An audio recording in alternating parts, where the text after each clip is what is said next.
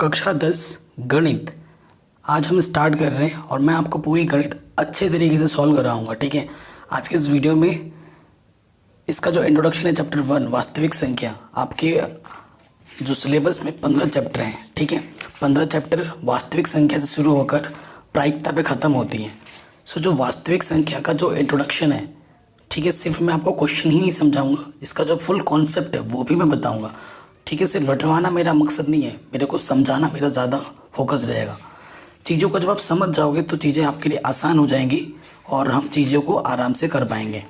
ठीक है, अभी प्रश्नावली 1.1 पे आएंगे। उससे पहले जो बेसिक जो ज़रूरत है, जो चीज़ें हमें जाननी चाहिए वास्तविक संख्या के बारे में, वो हम जान लेते हैं। फटाफट से एक बार उस पर नज़र डालते हैं। देखो, अगर संख्याओं की बात की जाए, संख्याएं तो ये दो तरह की होती हैं। ठीक है, कितने तरह की होती हैं? 2 तरह की।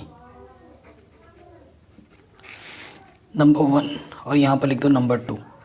पहले नंबर पे जो आती है वो आती है वास्तविक संख्या, जिसके बारे में हमें पढ़ना है। और आपके मन में आ रहा हो भाई ये दूसरा कौन सा है? दूसरी संख्या होती है काल्पनिक संख्याएं। ठीक है, काल्पनिक संख्या वो संख्या है जिनका कोई अस्तित्व नहीं होता है, उसे हम काल्पनिक संख्या बोलते हैं। ठीक है, अस्तित्व कैसे नहीं होता है वो भी मैं आपको एक एग्जांपल देके बताऊंगा। और ये जो सिलेबस में आपके नहीं है, ये आप क्लास 11th में पढ़ोगे अगर आप मैथ्स लेते हो। काल्पनिक संख्याओं के बारे में डिटेल में जानने को मिलेगा आपको चैप्टर नंबर 5 कक्षा 11 की जो सम्मिश्र संख्या है वहाँ पर आपको देखने को मिलेगा। तो ये हमारे सिलेबस में नहीं है, ये वाला चैप्टर, इसके बारे में हमें नहीं पढ़ना है। ठीक है, इसका कॉन्सेप्ट मैं आपको थोड़ा सा बता देता हूँ कि क्या नहीं होता है। अगर आपके पास ये बोल दिया जाए कि इसका मान निकालो, x के 2 मान निकालो, तो आप क्या करोगे? माइनस के 2 उधर आके क्या हो जाएगा? प्लस का 2 इधर आके माइनस का 2 हो जाएगा। और x का मान जब निकालने को बोलेगा तो प्लस माइनस अंडर रूट के अंदर माइनस का 2 आ जाएगा। आप बोलोगे सर इसका तो मान हम निकाल नहीं सकते क्योंकि अंडर रूट के अंदर माइनस है। और यही चीज़ यहाँ से ही उत्पत्ति होती है किसकी? काल्पनिक संख्या की। और कक्षा 11 में जब आप जाओगे, कक्षा 11 में जाओगे तो इसका मान भी आप निकाल लोगे। अभी मैं नहीं निकालना सिखा रहा हूँ, अभी हमारा मेन मकसद है वास्तविक संख्याओं के बारे में जानना। वास्तविक संख्या कई प्रकार की होती हैं। ठीक है, पहली संख्या मैं बता रहा हूँ जैसे कि प्राकृतिक संख्याएं। ठीक है, नंबर 2 प्राकृतिक संख्या के बाद पूर्ण संख्याएं। पूर्ण संख्या के बाद आपका आता है क्या? प्राकृतिक संख्या हो गया, पूर्ण संख्या हो गया, परिमेय संख्याएं। ठीक है, चौथा किया जाएगा अपरिमेय संख्याएं।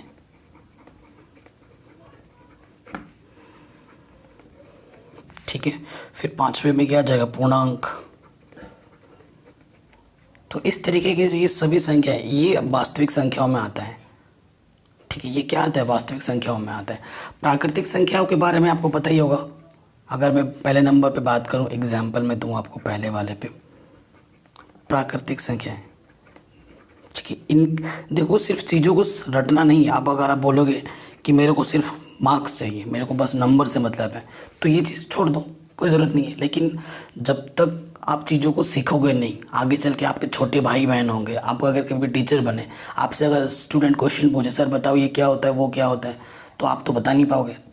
तब आपको खुद से होगा कि काश मैं चीज़ों को सीखता, काश मैं सिर्फ रटता नहीं तो मैं आज भी इनको बता पाता। तो उसीलिए मैं आपको समझा रहा हूँ। ठीक है, इन सब का नॉलेज होना बहुत ज़रूरी है हमारे लिए। हमेशा मैथ्स में चीज़ों को सीखने के लिए जाओ, रटने के लिए नहीं।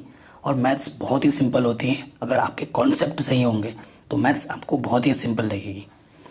देखो, प्राकृतिक संख्या कोई डेफिनेशन नहीं दूंगा मैं आपको, सिंपल जितने भी काउंटिंग नंबर होते हैं, एग्जाम्पल इस प्राकृतिक संख्या को n से प्रदर्शित करते हैं, n फॉर नेचुरल नंबर। प्राकृतिक संख्याओं का अंग्रेजी में नेचुरल नंबर बोलते हैं। तो जितने भी काउंटिंग नंबर हैं, गिनती के नंबर हैं, 1 2 3 4 5 6 7 8 9 10 11 ऐसे ही चलता रहता है ना, ख़त्म नहीं होगा कभी। ये हमारी ज़िंदगी ख़त्म हो जाएगी पर ये नंबर नहीं ख़त्म होंगे। तो ऐसे नंबर्स को हम बोलते हैं प्राकृतिक संख्याएं। नंबर 2 पे क्या आ जाता है? पूर्ण संख्याएं। पूर्ण संख्या को अंग्रेजी में बोलते हैं होल नंबर्स। होल नंबर्स को डब्ल्यू से प्रदर्शित किया जाता है, और इसको याद रखने का मैं एक सिंपल सा ट्रिक बताता हूँ, 0 + n। जितनी भी प्राकृतिक संख्या हैं उसको बस 0 से शुरुआत कर दो, 0 1 2 3 4 ऐसे चलता रहेगा, तो ये हो गई पूर्ण संख्याएं। पूर्ण संख्याओं में प्राकृतिक संख्याओं के अलावा 0 भी सम्मिलित होता है, ठीक है। तो 0 से स्टार्ट होता है, तो ऐसे नंबर को हम क्या बोलते हैं, पूर्ण संख्याएं बोलते हैं। अब मैं यहाँ पर पूर्णांक की बात कर देता हूँ पहले। पूर्णांक को z से प्रदर्शित किया जाता है, z। पूर्णांक में 0 भी आता है, प्लस का 1 प्लस का 2 प्लस का 3 ऐसे इधर चलता रहेगा। इस तरफ -1 -2 -3 -4 इधर ऐसे चलता रहेगा। तो ये सभी हमारे क्या होते हैं, पूर्णांक होते हैं, ठीक है। प्राकृतिक संख्या जान ली, पूर्ण संख्याओं के बारे में पता हो गया, पूर्णांक हमने जान लिया है। अब हम किस पे आएंगे, परिमेय संख्या और अपरिमेय संख्या पर। ये बहुत ज़रूरी है। देखो, परिमेय संख्या अगर पता चल गया तो ऑटोमेटिकली अपरिमेय संख्या पता चल जाएगी कि जो संख्याएं परिमेय होती हैं, जो संख्या परिमेय नहीं होती वो अपरिमेय होती हैं, ठीक है। तो परिमेय संख्या हम जानते हैं।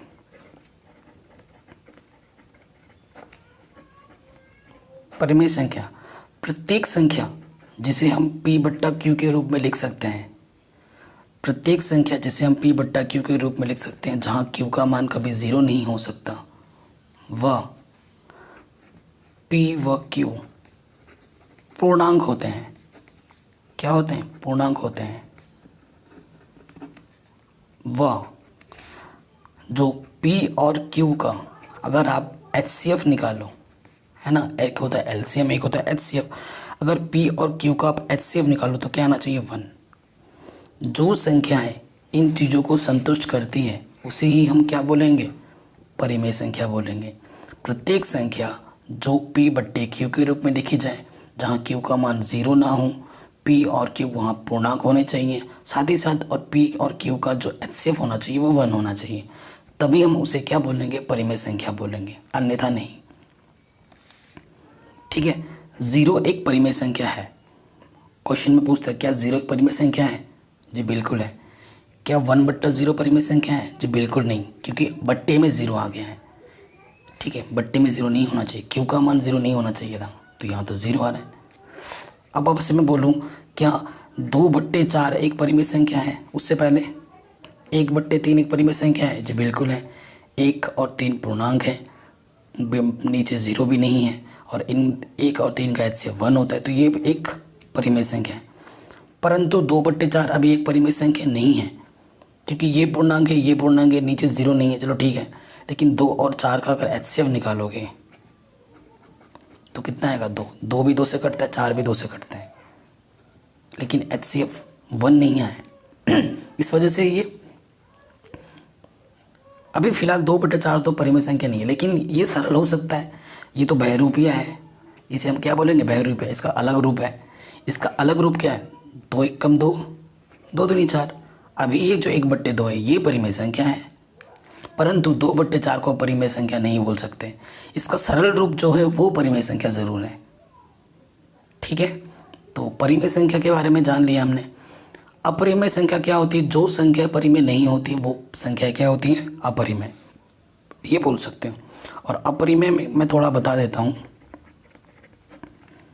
ठीक है। अपरिमेय संख्या क्या होता है, और जितनी भी अभाज्य संख्या है, अभाज्य संख्या आप जानते हैं ना, अभाज्य संख्या जो सिर्फ स्वयं से कटे, स्वयं से विभाजित हो और 1 से विभाजित हो, अगर उसका सिर्फ अंडर कर लोगे, कोई भी अभाज्य संख्या जैसे √2 √3 √5 √7, ये सभी क्या हैं, अपरिमेय संख्या हैं।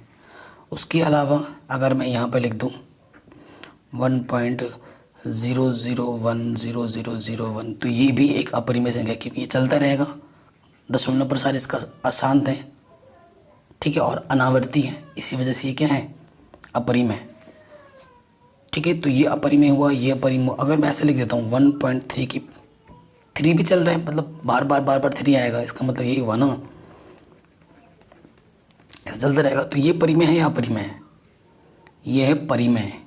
क्या परिमेय, ऐसा क्वेश्चन आ सकता है आपके 1 मार्क्स में।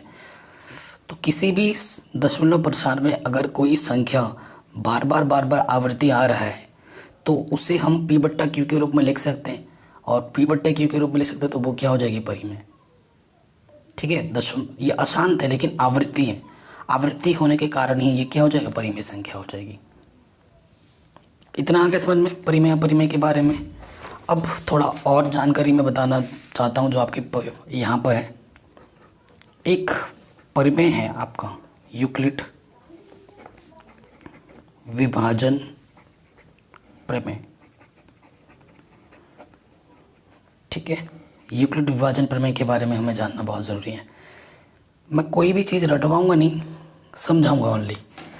तो यूक्लिड विभाजन क्या कहती है भाई, आपके पास अगर दो नंबर हैं ए और बी, अगर आपके पास दो नंबर हैं, यूक्लिड विभाजन ने क्या कहा, यूक्लिड ने क्या कहा, अरे भाई अगर तू दो नंबर लेता है, मान ले कि ए नंबर बी से बड़ा है, ये जो नंबर है बी से बड़ा है, तो बड़े वाले नंबर को किस प्रकार से लिख सकते हैं, बी क्यू प्लस आर के रूप में लिख सकते हैं, जहाँ इस आर का जो मान होगा वो हमेशा इस बी से छोटा होगा और ज़ीरो या ज़ीरो से बड़ा होगा।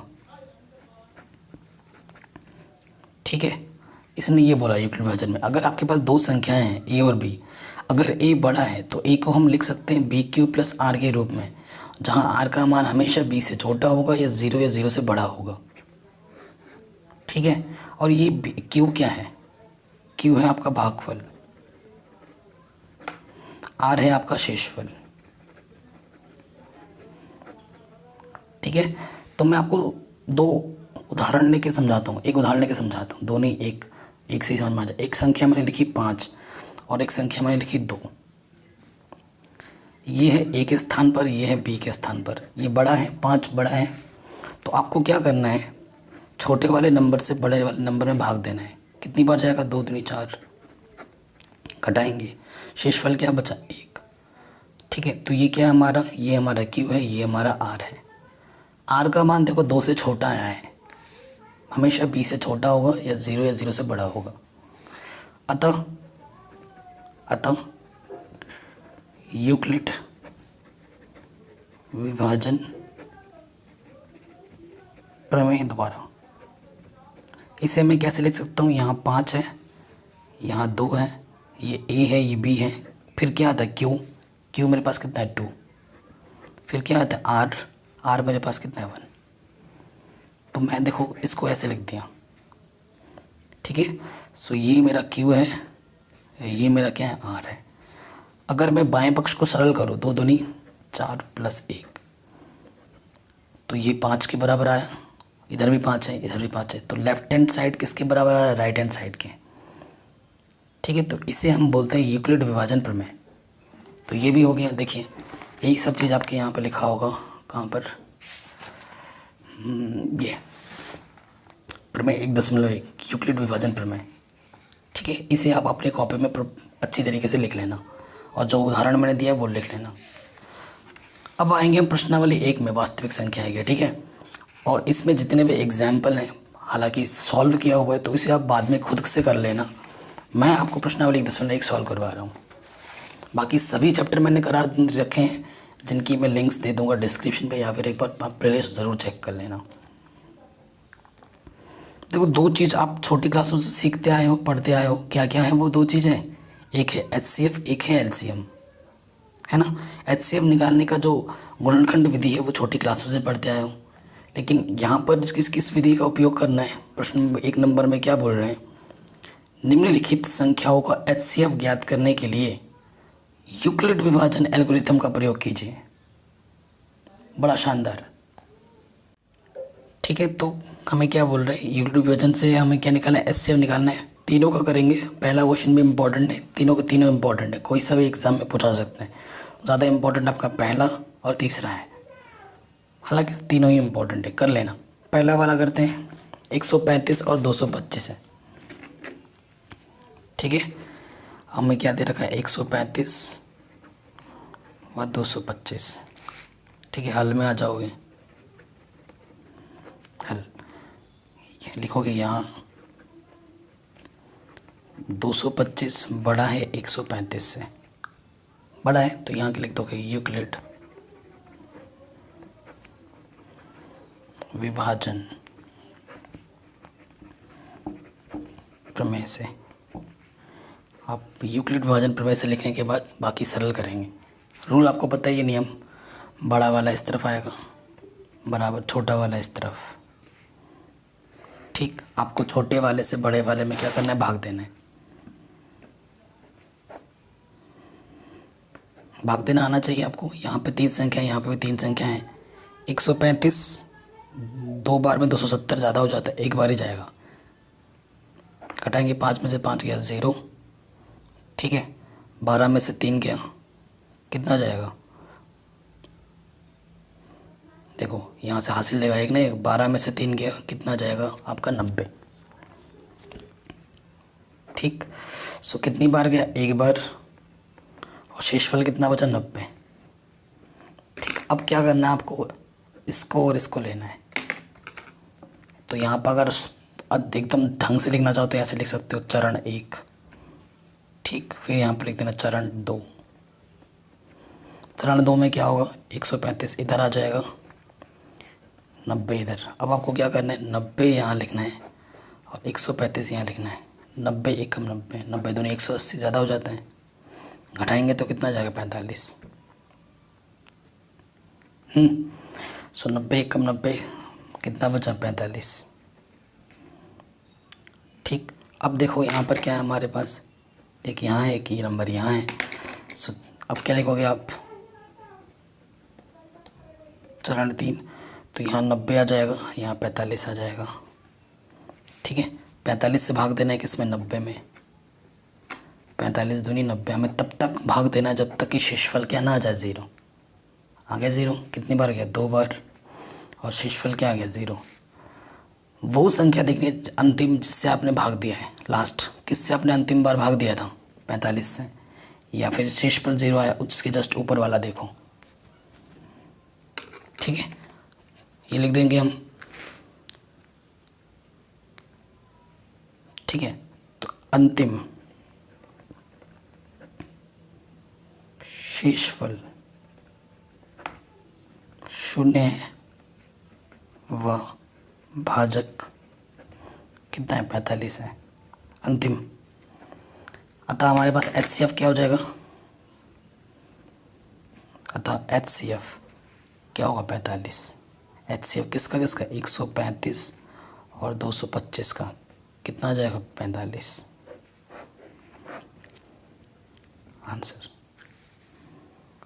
ठीक है, आराम से हो गया, कोई दिक्कत नहीं है ये। तो इसी तरीके से हमें सारे प्रश्नों को हल करना है। नंबर 2 पे आते हैं। नंबर 2 पे हमारे पास है 196 और 38220। ठीक है, ये नंबर है, तो वही चीज़ लिखेंगे हल में। यहाँ हल, यहाँ पर क्या है, ये नंबर बड़ी है 38220, वह छोड़ो, ये 196 से ये बड़ी है, तो यहाँ लिख दो यूक्लिड विभाजन प्रमेय से। सो यहाँ पे छोटा वाला लिखोगे 38220 और यहाँ पर 196 आ जाएगा। 196 से भाग देना है इसके अंदर।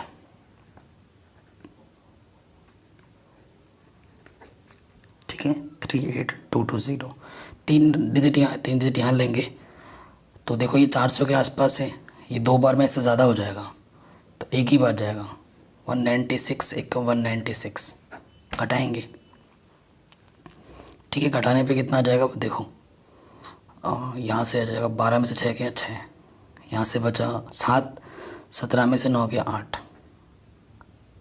ठीक है 8, और यहाँ से 2 में से 1 गया 1, 186 बचेगा। तो इससे छोटा है 1 हासिल लेंगे, यहाँ से 2 लग गया। ठीक, तो देखो यहाँ से 3 डिजिट, यहाँ 3 छोटा बड़ा 1 लिया, 4 ले लिया। अब देखो ये 1800 है और यहाँ पर ये 200 के आसपास है, तो 2 नंबर 1800 से ज़्यादा है तो 9 बार जाएगा, ये आइडिया लग गया। 9 छक 54, हासिल लगा 5, 9 नम 81, 81 और 5 86, हासिल लगा 8, 9 एकम 9 और 8 17, घटाएंगे तो 12 में से 4 गया 8, और इसने हासिल दिया था 15 में से 6 गया 9, सिर्फ 98 बचेगा। ठीक है, और यहाँ से 0, तो ये 1000 के आसपास है, 5 बार जाएगा। 5 छंग 30, हासिल लगा 3, 5 नम 45, 45 और 3 48, हासिल लगा 4, 5 एकम 5 और 4 9। तो ये एक ही बार में सरल हो गया, क्योंकि शेषफल ये मेरे को 0 दे रहे हैं। कितनी बार भागफल गया? 195 बार। शेषफल क्या आ गया? 0। एक ही चरण में सॉल्व हो गया पूरा। तो रूल क्या कहता है? जिस संख्या से आपने अंतिम बार भाग दिया था 196, चूँकि शेषफल हमें क्या मिल गया यहाँ पर? शेषफल 0, व भाजक शेषफल 0 किस भाजक पर मिला मेरे को? 196 भाजक पर। अतः जो HCF होगा वो क्या होगा? 196 होगा। ये हमारा उत्तर हो जाएगा यूक्लिड विभाजन प्रमेय से HCF। ठीक है, क्वेश्चन नंबर 2 भी हमारे आराम से बन गया। अब आ जाओ क्वेश्चन नंबर हमारे किस पार्ट पे? इसके थर्ड पार्ट पे। थर्ड पार्ट में हमें दे रखा है 867 और 255। ठीक है, तो यहाँ लिखेंगे यूक्लिड विभाजन प्रमेय से। ठीक, उसमें क्या होता है कि ये 2 नंबर में बड़ा कौन सा है? 867 बड़ा है किससे? 255 से। अतः चरण 1 में क्या करोगे? स्टेप 1 में 867 यहाँ लिखोगे, बड़ा वाला इस तरफ, छोटा वाला इस तरफ।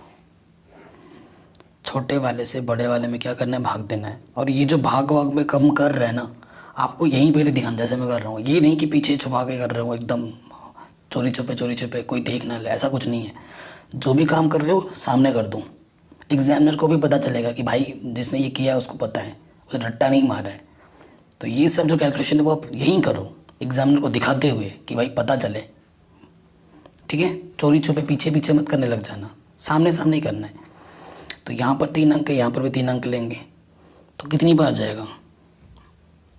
है ना, वो देखिए कितनी बार जाएगा। आइडिया लग रहा है 3 बार जाएगा। 25 या 75 ना, 3 बार जाएगा।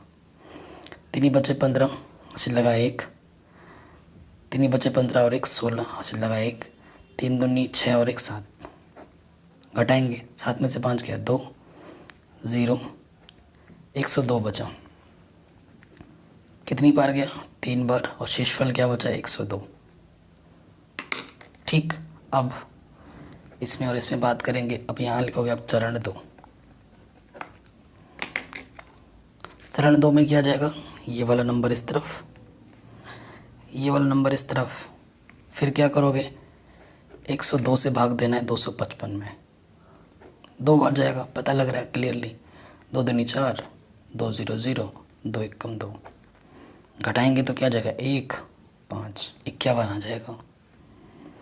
तो 2 बार गया और शेषफल क्या बचा? 51। यहाँ से लेंगे चरण 3। ठीक है, चरण 3 ले लिया। चरण 3 में क्या होगा? 102 इधर आएगा, 51 इस तरफ। अब हमें क्या करना है? 51 से भाग देना है 102 में। 51 दूनी 102, शेषफल क्या गया? 0। 2 बार गया था और शेषफल 0 आ गया। हमें तब तक करना होता जब तक कि शेषफल क्या ना जाए? 0। 0 के जस्ट ऊपर वाला क्या? आपका HCF होता है। तो HCF क्या हो जाएगा? HCF हो जाएगा 51 आंसर। तो यूक्लिड विभाजन प्रमेय से हमने HCF निकाल दिया आराम से। ठीक है, ये क्वेश्चन भी हमारा इजीली बन गया। चलिए अब आगे आते हैं नेक्स्ट क्वेश्चन पे। एक होता है यूक्लिड विभाजन प्रमेय और एक होता है यूक्लिड विभाजन लेम्मा। ठीक है, सेकंड वाला क्वेश्चन लेम्मा से सॉल्व होगा। कह रहे दर्शाइए कि ये क्वेश्चन काफ़ी इंपॉर्टेंट है, ये पहले दो क्वेश्चन काफ़ी इंपॉर्टेंट थे। कह रहे दर्शाइए कि कोई भी धनात्मक विषम पूर्णांक 6q+1, 6q+3 या फिर 6q+5 के रूप का ही होता है जहाँ q कोई पूर्णांक है। ठीक है, ये क्वेश्चन हमें दे रखा है। प्रश्न को हमें ढंग से देखना है, काफ़ी इंपॉर्टेंट है। हमें बताना है कि विषम पूर्णांक 6q+1, 6q+3 और 6q+5 का होता है, यही बोला है। देखो लॉजिक क्या लेना है, लॉजिक सोचने का लॉजिक। आप सोचोगे कैसे, किस रूप में? 6q+1, 6q+3, 6q+5। आपको पता है ए इसका क्या होता है, BQ+R। तो यहाँ बी के प्लेस पे देखो क्या है, 666 फिक्स है। तो ये मेरे को लॉजिक लग गया। तो मैं क्या लिखूँगा, माना ए एक विषम पूर्णांक है जो, यहाँ 6 बोला था ना, तो 6 लेना, जो 6 से बड़ा है, अर्थात b का मान क्या आ जाएगा, 6। अतः जब b का मान 6 है तो अतः शेषफल जो होगा, अतः शेषफल 6 से कम होगा। यानी कि शेषफल r का मान क्या होगा, या तो 0 होगा, 1 होगा, 2 होगा, 3 होगा, 4 होगा, 5 होगा। 6 से कम होगा, इतने ही होंगे। तो कितने केस बने, 1 2 3 4 5 6 केस बन गए। अब 6 केस पे आपको बात करनी है। अब आप क्या देखो यहाँ पर, यूक्लिड विभाजन प्रमेय से, यूक्लिड विभाजन प्रमेय से क्या होता है, A = BQ+R। यही होता है कि नहीं होता है। अब हमारे पास केस वन क्या है, देखो केस 1 B तो 6 फिक्स है, 6q, R केस 1 में कितना है, 0। केस 1 में क्या लिखोगे यहाँ पर, जब R का मान क्या है, 0 है, ऐसे लिख देना। तो A का मान क्या आ जाएगा, 6q। ये क्या होगा, 6q क्या होगा, 6q होगा आपका एक सम संख्या। 6q क्या होगा, एक सम संख्या होगा। क्योंकि कोई भी q पूर्णांक हो, q कोई भी पूर्णांक हो, उसे 6 से गुणा करने पर, क्योंकि कोई भी संख्या हो, चाहे वो q आपका विषम हो या सम हो, किसी संख्या को सम से गुणा करने पे वो सम बन जाता है। 6 से गुणा करने पर सम संख्या बन जाती है। ठीक है, आप चाहो तो उदाहरण के रूप में देख सकते हो। मैं आपको एक उदाहरण दे रहा हूँ। मैंने q ले लिया है 3 और एक बार q ले लिया है 5, या और एक बार ले लिया है 6। इनको सबको मैं 6 से गुणा कर दे रहा हूँ। तो देखना क्या बनता है, 6 3 18 सम संख्या, 5 चंग 30 सम संख्या, 6 चंग 36 सम संख्या। तो विषम संख्या हो या सम संख्या, उसको अगर सम संख्या से गुणा करोगे तो हमेशा क्या बनेगा, सम संख्या। तो ये जो 6q है, तो ये क्या है, एक सम संख्या। और सम संख्या में विषम जोड़ने पे क्या आता है, विषम छोटी क्लासों में पढ़ा है आपने। अब आप लिखोगे केस 2।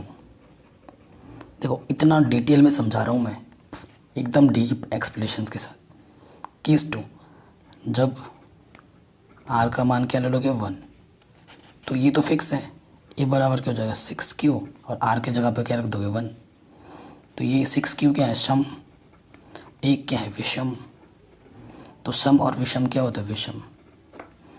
तो विषम आ गया, तो ये जो 6q+1 होगा, ये क्या होगा, विषम होगा। ठीक है, फिर केस 3, A = 6q+2, तो ये क्या होगा, सम प्लस सम यानी कि सम। ठीक है,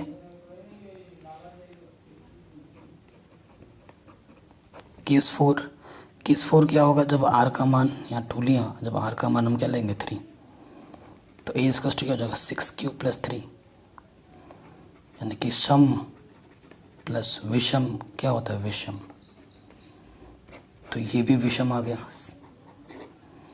ये सेकंड है। ठीक है, थर्ड लिख दिया मैंने। 6 क्यूब प्लस 3 भी क्या आएगा विषम। केस 5 जब आर का मान आप क्या लोगे 4, तो ये क्या हो जाएगा 6 क्यूब प्लस 4 यानी कि सम प्लस सम यानी कि सम। तो इसकी मेरे को ज़रूरत नहीं है क्योंकि मेरे को विषम बताना है ना। एंड केस 6 जब आर का मान 5 लोगो तो ए क्या हो जाएगा 6 क्यूब प्लस 5 सम प्लस विषम यानी कि विषम। ठीक है, तो आप क्या लिखोगे, समीकरण 3 2 1 से स्पष्ट है, 1 2 3 से स्पष्ट है, ये लिखना है। समीकरण 1 2 व 3 से स्पष्ट है कि जो भी क्वेश्चन का जो स्टेटमेंट होता है वो लिख देना है कि सभी धनात्मक विषम पूर्णांक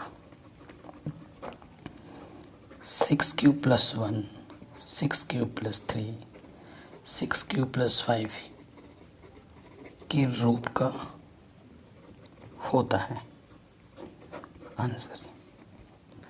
इस तरीके से आपको हर क्वेश्चन को प्रॉपर लैंग्वेज में लिखना है, समझना है, करना है। ठीक है, तभी आपको पूरे नंबर मिल पाएंगे। तो क्वेश्चन नंबर 3 क्या बोल रहे हैं, किसी परेड में 616 सदस्यों वाली एक सेना की टुकड़ी 32 सदस्यों वाली एक आर्मी बैंड के पीछे मार्च करना है। दोनों समूहों को समान संख्या वाले स्तंभों में मार्च करना है। उन स्तंभों की अधिकतम संख्या क्या है जिसमें वे मार्च कर सकते हैं। ठीक है, इन टुकड़ियों में उनके पीछे मार्च करना है टुकड़ी बना कर, और हमसे पूछ रहा है उन स्तंभों की अधिकतम संख्या।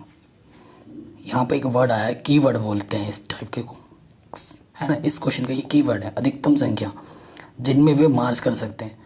जब भी ऐसे आएंगे ना अधिकतम के लिए निकालना होता है HCF, और यहाँ अगर बोलता है न्यूनतम तो निकालना होता है LCM। अधिकतम के लिए क्या आएगा HCF और न्यूनतम के लिए क्या आएगा LCM। तो हमें 616 और 32 का क्या निकालना है HCF, वही इस क्वेश्चन का क्या होगा आंसर होगा। ठीक है, तो ये हमारे क्वेश्चन का लॉजिक निकल के ये आया है और ये हमें करना है। सो क्वेश्चन नंबर 3 है, सो जो प्रश्नानुसार हल जो होगा, हमारा जो हल होगा वो क्या होगा, वो HCF होगा। HCF क्या होगा, और किसका 616 और 32 का जो भी आएगा वही हमारा क्या हो जाएगा आंसर। सो इसको हम किस विधि से करें, आपका मन जिस भी तरीके से करना चाहे कर सकते हैं। तो यूक्लिड विभाजन प्रमेय से ही करेंगे। तो यूक्लिड, क्योंकि इसमें बोला नहीं है ना, तभी हम किसी भी मेथड से कर सकते थे, परंतु हम यूक्लिड विभाजन प्रमेय का ही उपयोग कर रहे हैं। यूक्लिड विभाजन प्रमेय से 616 बड़ा है 32 से, तो यहाँ लिखेंगे चरण 1 616 इस तरफ 32 इस तरफ, 32 से भाग देंगे किसमें 616 में। यहाँ भी 2 अंक, यहाँ भी 2 अंक ले लेंगे। 32 दूनी 64 ज़्यादा हो जा रहे हैं, तो 32 से कम 32, 11 में से 2 गया 9, 5 में से 3 गया 2, पीछे से 6। ठीक है, ये चीज़ आ गई। तो लगभग 300 के आसपास है और यहाँ पर 32 है। सो आइडिया लग गया कि 9 बार जाएगा, है कि नहीं। आइडिया क्या लग रहा है, देखो 9 बार जाएगा तो 9 बार लेते हैं। 9 दूनी 18, हासिल लगा 1, 9 तिया 27, 27 और 1 28, घटाएंगे 16 में से 8 गया 8, तो सिर्फ 8 ही बचा शेषफल। तो गुणा कितनी बार गया 19 बार, शेषफल कितना बचा 8। इसकी बात करेंगे चरण 2 में। चरण 2 यहाँ 32 आ जाएगा और यहाँ 8। अब आपको 8 से भाग देना है किसमें 32 में। 8 चौके 32, घटाएंगे तो 0। तब तक करना होता जब तक कि 0 ना आ जाए। कितनी बार गया 4 बार। शेषफल क्या बचा 0। 0 के जस्ट ऊपर वाला हमारा क्या होता है आंसर। तो कितनी टुकड़ी बनेगी हमारे पास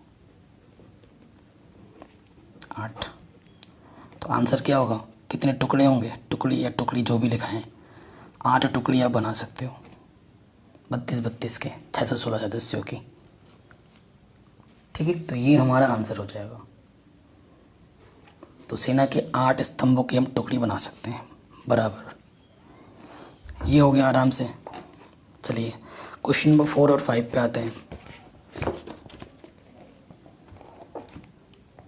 ठीक है, ये क्वेश्चन काफ़ी इम्पोर्टेंट है।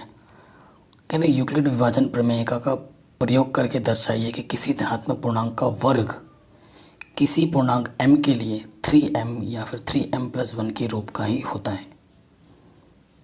ठीक है, क्या बोला, पूर्णांक का में वर्ग करना और फिर वर्ग का जो रूप आएगा m के लिए इस रूप का दिखाना है 3m या फिर 3m+1 का। ठीक है, करते हैं। सो देखो यहाँ पर क्वेश्चन नंबर 4 है। 4 क्या है, देखो वही चीज़ है, माना पूर्णांक a के लिए। ठीक है, पूर्णांक a के लिए है 3m या 3m+1 है। तो यहाँ b क्या हो जाएगा, यहाँ b हमें लेना पड़ेगा 3। वह अर्थात जो r होगा वो 3 जगह में होगा, यानी कि 0 1 2 होगा। ये पता लगा हमें। अब फिर क्या लिखोगे यहाँ पे, यूक्लिड विभाजन प्रमेय से ए इसका क्या होता है, बी के प्लस आर होता है ना। तो फिर से वही चीज़, केस 1 क्या है, जब आर का मान आप 0 लोगे तो देखो ए तो चलो फिक्स है, बी हमारा कितना है 3 है, और क्यू की जगह क्वेश्चन में एम बोल रहे हैं तो एम ले लेते हैं, और आर पहले केस में क्या लेना 0। तो ए इसका 3m।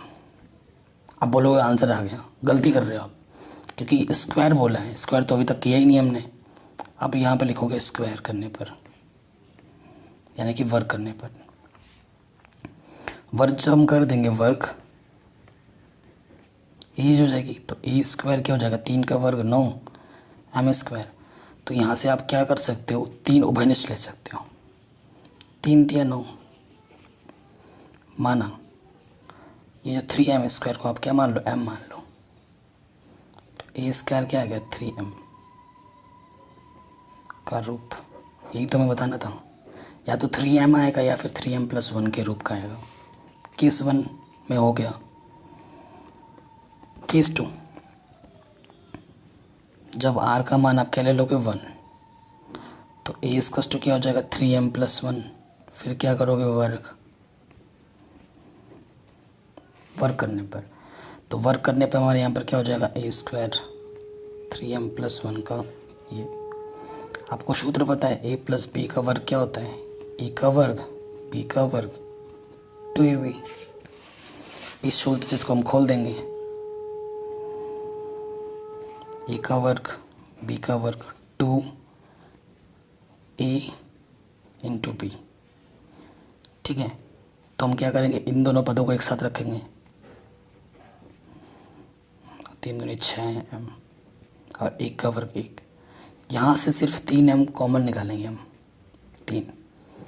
ठीक है, यहाँ पर हमारा क्या था, स्क्वायर था, तो 3 बाहर निकाला तो 3 बचा अंदर, m²। 3 दूनी 6 m बचा, इसको m मान लेंगे। माना 3m² + 2m को क्या मान लिया, कैपिटल M। तो ये हो जाएगा 3m+1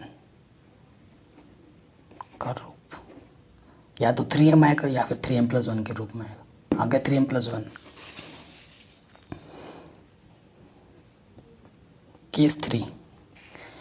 केस थ्री में क्या होगा, जब r इजकस टू हमारे पास क्या आएगा, कितना 2, सो a इजकस टू क्या हो जाएगा 3m+2। फिर हमें क्या करना पड़ेगा, वर्क करना पड़ेगा।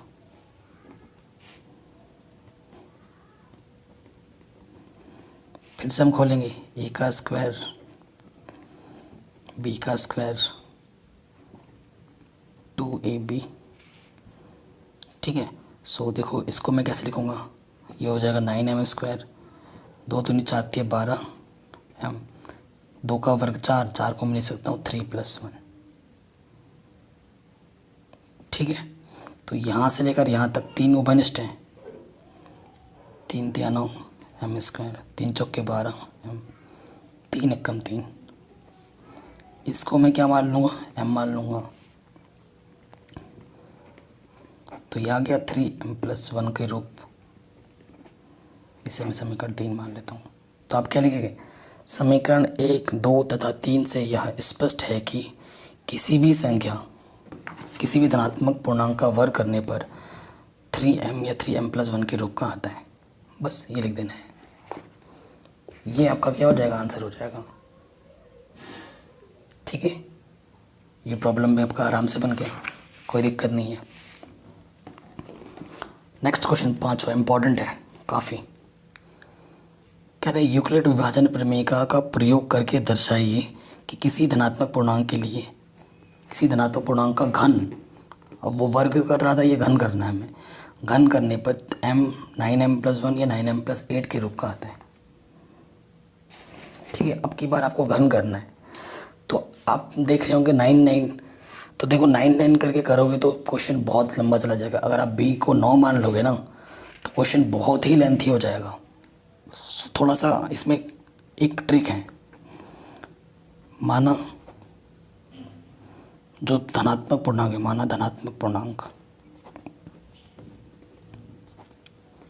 a है, वह जो b है, b को हम क्या मान लेते हैं, 3 मान लेते हैं। 3 क्यों माना है, इससे 3 मानने पे r के मान 0 1 2 आएंगे, केस कम हो जाएगा, और साथ ही साथ 3 का वर्ग करने पे 9 आता है और घन करने पे 27 आता है, यानी कि 9 के मल्टीपल्स आ रहे हैं, 9 के गुणनफल के रूप में आ रहा है ना, इसलिए हमने इसको ऐसा माना है।